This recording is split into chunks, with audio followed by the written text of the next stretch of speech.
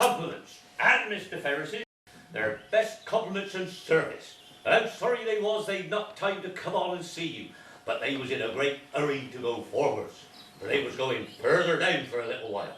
But, however, when they come back, they'll make sure to come and see you. But did she tell you she was married? Yes, miss. She smiled and said how she changed her name since she was in these parts.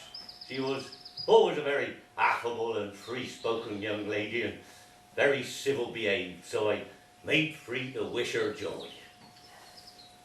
Was Mr. Ferris in the carriage with her? Yes, miss. I just see him leaning back in it, but he did not look up. He was never a gentleman much for talking. Thank you, Thomas. I'll tend to the oak, miss. What is everything else I got to do right here?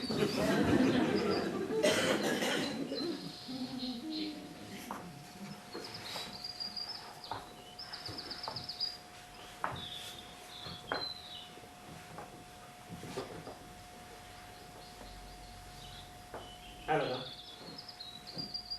I'm sorry I surprised your thoughts. Edward, no. Edward, how glad I am to see you. Yes. I must offer my congratulations. Is Mrs. Ferris at Longstaple? At Longstaple? No, my mother is in town. I meant to inquire after Mrs. Edward Ferris. Ah. Perhaps you mean my brother. You mean Mrs. Robert Ferris? Mrs. Robert Ferris? Yes. Perhaps you do not know, you have not yet heard, that my brother is lately married to Miss Lucy Steele. Oh, dear. I mean... Yes.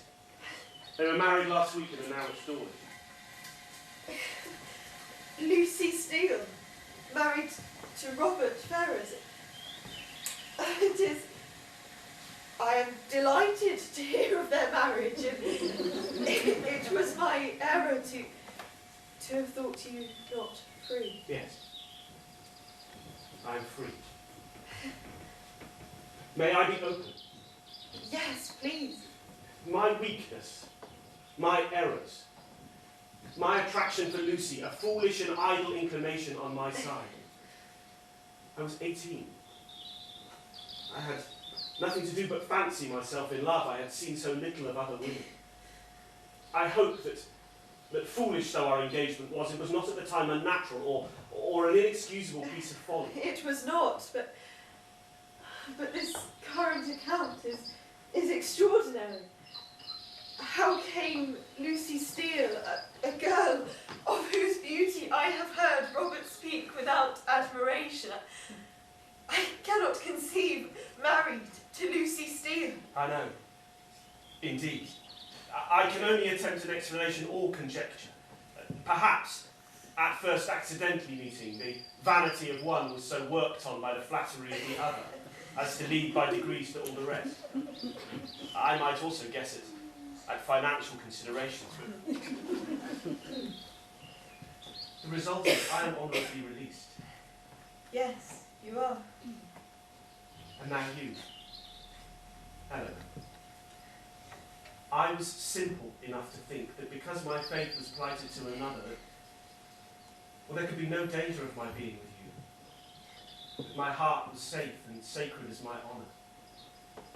I felt I admired you greatly, and I told myself it was only friendship. Till I began to make comparisons between you and Lucy. Go on, Edward. I now hope that in your heart, that is to say, would it be possible that my countenance, that, oh, I wish I could talk.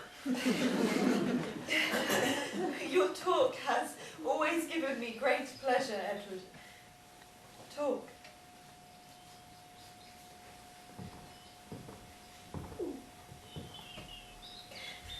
Would you Dearest, dearest Eleanor, consider a poor man for a husband. I would, yes. I ask your pardon, did you say I yes? will say it as many times as you like. Perhaps twice. Yes, and again, yes. This is very wonderful. I am passionately happy. Then there are two.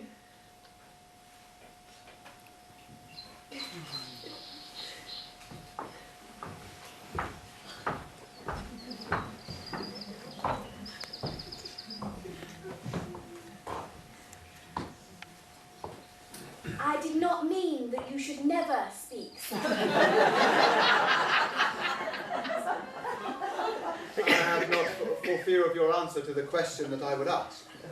How can you fear, Colonel, when you have made so clear your heart over so many months, and show so many services to me when I am both well and ill? I no longer seek torrential feelings, sir. I have great warmth towards constancy. I know not what to say. Then I will speak. I have discovered the falsehood of my own opinions, and have learnt to overcome an attachment formed so late in life as 17. I am willing to give my hand to another. That other, a man who has suffered no less than myself under the event of a former attachment. I would be glad to give my hand, with only one condition. You have only to name it.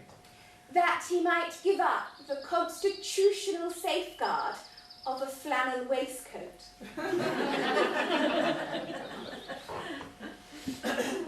Miss Marianne Dashwood, you are, and have long been, my secret standard of perfection among women. And for you, and only you, Miss Dashwood, I will give up my waistcoat.